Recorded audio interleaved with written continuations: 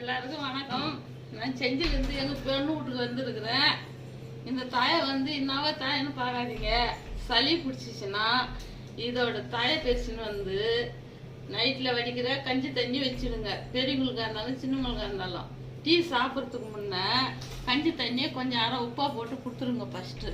அப்புறமா அந்த தாயை மிக்சியில் போட்டு அரைச்சி கொஞ்சம் கஞ்சிக்கு போகிறது வச்சு வடிகட்டி ஒரு டம்ளர் கொடுத்தீங்கன்னா 4 வாட்டி வாங்கி வந்துச்சுன்னு வச்சுக்க. அந்த மால் இருக்கிற ஜல்லியெல்லாம் உடஞ்சி கொஞ்சம் மாதிரியாக உடம்பு நல்லாகும். குப்பாமணி, கருப்புலவெள்ளி இது ரெண்டுமே சேர்த்துக்கலாம். இல்லை நீங்கள் குப்பாமணி வரைக்கும் போகிறதா இருந்தால் கூட போடலாம்.